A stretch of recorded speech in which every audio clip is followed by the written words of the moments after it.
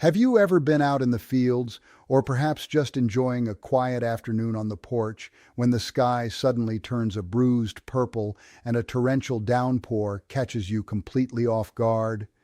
You reach for your pocket, hoping for a notification from a weather app, only to find your battery is dead or there's no signal to be found.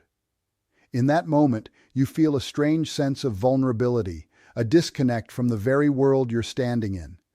We've become so reliant on satellites and digital forecasts that we've forgotten how to listen to the earth itself. But for the Amish, and for generations of farmers before them, the sky was never a mystery. It was a conversation. Today, we're going to step back into that world of quiet observation. We're going to unlock the old Amish way of predicting rain, using 7 time-honored signs that nature provides long before the first drop ever hits the dust. My name is Dr. James Anderson, and I grew up watching men and women who could look at a single leaf or the flight of a swallow and tell you exactly when to bring the hay in. This isn't magic. It's a deep sensory connection to the environment, a wisdom passed down through centuries of living in harmony with the seasons. By the time we're done today, you won't just be looking at the weather, you'll be feeling it. You'll have the tools to read the landscape just like an Amish elder. Let's begin with one of the most reliable visual cues in the forest and the field. Sign number 1, the leaves' secret. Have you ever noticed the trees looking a bit different just before a storm? If you look closely at a silver maple or a poplar tree, you might see them turning their backs. The leaves seem to flip over, showing their pale, silvery undersides. To the untrained eye, it looks like a trick of the light, but to an Amish farmer, it's a clear warning. You see, as a storm approaches, the humidity in the air rises significantly. This moisture softens the stems of the leaves, and the shifting winds, the pre-storm drafts, catch those softened stems, causing the leaves to curl and reveal their lighter bottoms. When the trees show their silver, the rain is almost certainly on its way. Moving on to the sky above us, we find sign number 2, the winged messenger. Birds are incredibly sensitive to changes in barometric pressure. Have you ever seen swallows or swifts diving low, almost skimming the surface of a pond or the tops of the grass? In fair weather, insects fly high on rising thermals of warm air. But when a low-pressure system moves in, the kind that brings rain, those insects are forced down by the heavy, moist air. The birds, simply following their food source, drop their flight patterns accordingly. If the birds are flying low, the pressure is dropping, and you'd best start looking for cover. Now, let's talk about the colors of the horizon. Sign number 3, the morning warning. You've likely heard the old rhyme, red sky at night, shepherd's delight, red sky in morning, shepherd's warning. This isn't just a catchy poem. It's based on the physics of the atmosphere. In our part of the world, weather systems generally move from west to east. A red sky at sunset means the sun is shining through clear air in the west, reflecting off clouds in the east that are moving away from you. But a red sky in the morning?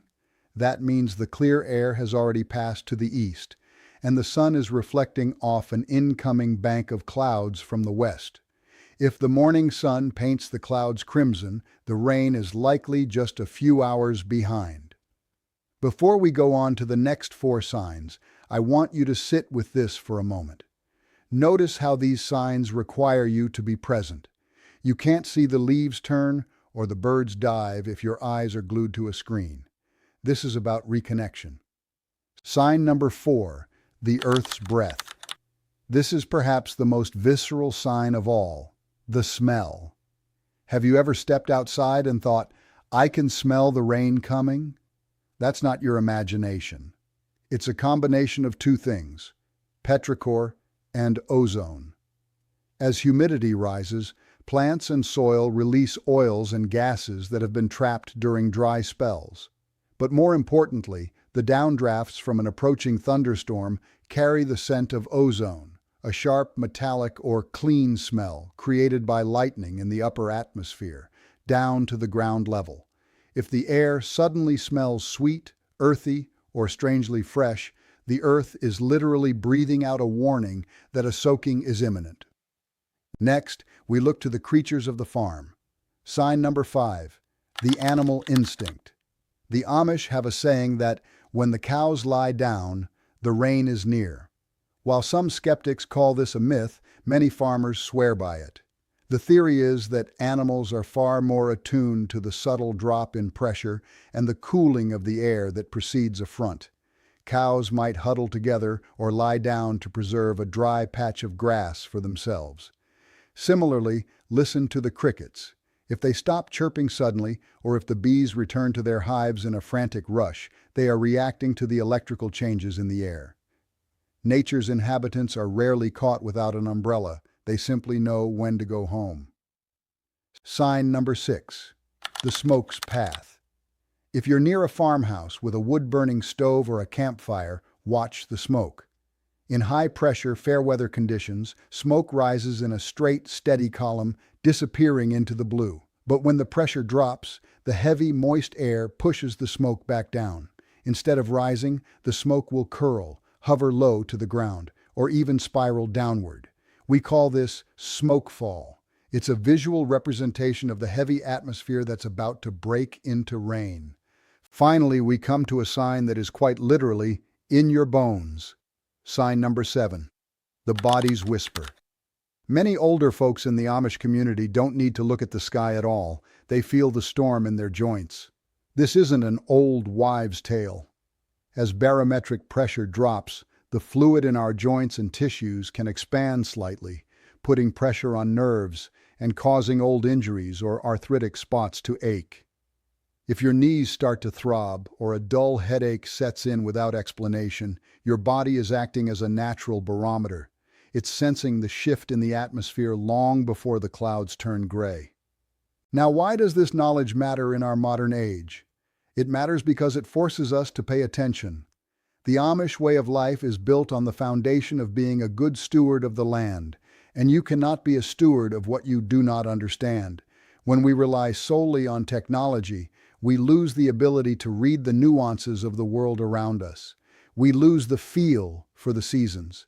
By learning these 7 signs, the silvering leaves, the low-flying birds, the red morning sky, the scent of ozone, the huddling cattle, the falling smoke, and the aches in our own bodies, we reclaim a piece of our heritage.